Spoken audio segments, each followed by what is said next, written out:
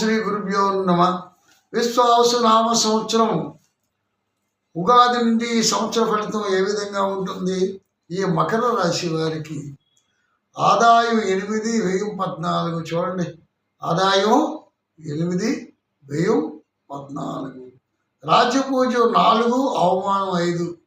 రాజ్యపూజ్యం కూడా 4 మనుషులు పొగిడితే అవమానం 5 ఉంటే ఒక అవమానం ఎక్కువగా ఉంటుంది. కొంచెం చాలా జాగ్రత్తగా ఉండాలి.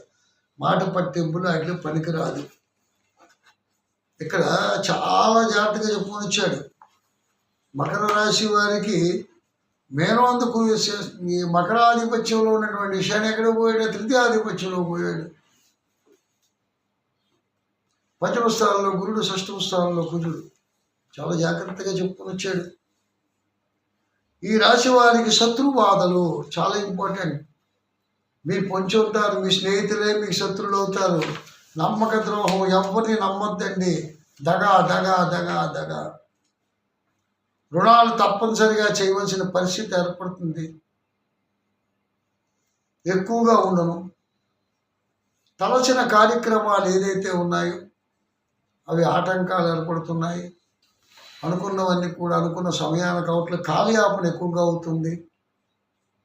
అకారణ కలహములు చాలా ఎక్కువగా. మనం మంచిగా సరే ఇదంటే రామ అంటే బూతిలా వినపడుతుంది అంటారు. విశ్వ అమ్మ అంటే నీ అమ్మ అన్నవా అని తిట్లు దండకం మొదలెట్టుకుంటారు.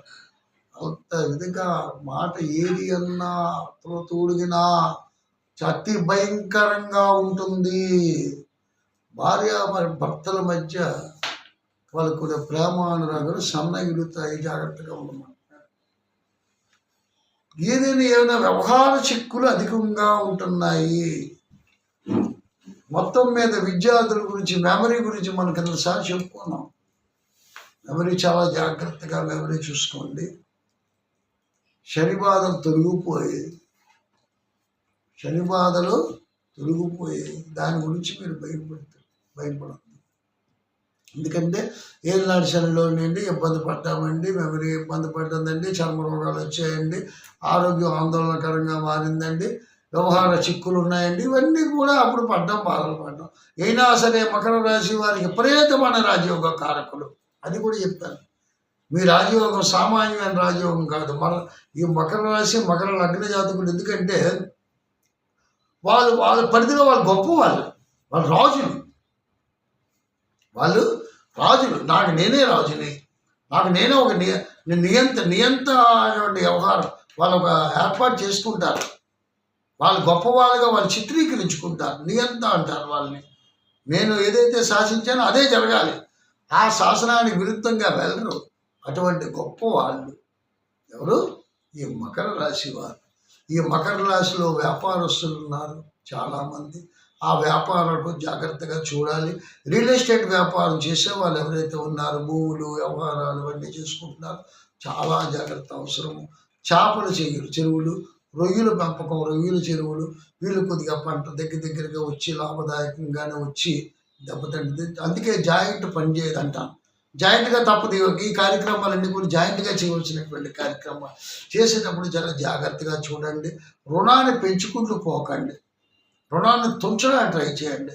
ఏదైనా బాకీలు తగ్గించడానికి చూడాలి, కానీ పెంచుకుంటూ పోతే అది మిమ్మల్ని కొంపలు ముంచేస్తే మీ ఆస్తులంటే మీకు వేస్తాయి. చాలా జాగ్రత్త అవసరం.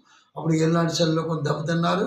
ఇప్పుడు కూడా దెబ్బ తినకుండా జాగ్రత్త పడే సమయం వచ్చింది. కాబట్టి ఈ ఆగస్టు, సెప్టెంబర్ నెల నుంచి బాగుంటుంది. కాబట్టి చాలా జాగ్రత్త వహించి నడుచుకోవాల్సిందిగా కోరుతున్న విద్యార్థులకు కష్టపడి చదవండి. మెమరీ లాస్ అవుతుంది, జ్ఞాపక శక్తి నశిస్తుంది.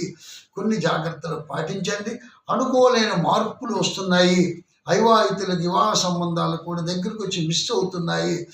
ఇదేంటంటే మన మీదే మనకి కంప్లైంట్ ఇచ్చేవారు ఉన్నారు. మనం ఎంత జాగ్రత్తగా వాళ్ళతో ఉన్నా మన తిని మన దగ్గర లబ్ధి పొంది మన మీదే రకరకాల అలిగేషన్ పెడుతున్నారు. కాబట్టి అవమానాలు పాలు చేస్తున్నారు. కాబట్టి చాలా చాలా జాగ్రత్త అవసరము. తెల్లవారం పూట స్వామివారిని మనస్ఫూర్తిగా ధ్యానం చేయండి. వెంకటేశ్వర స్వామి గుడికి వెళ్ళండి, ఆలయ ప్రదక్షిణ చేయండి. అన్ని విధాల లాభదాయకంగా ఉంటుంది. మళ్ళీ ప్రతి నెల కూడా మాసవారి ఫలితాలతో మన తాలూకా మంచి చెడ్లు ఏదైతే రాశి ఫలాలు ఉన్నాయో అవి చెప్పుకుందాం. మళ్ళీ మరో ఎపిసోడ్తో ముందుకు వస్తాను. అంతవరకు విషయాలు ఓ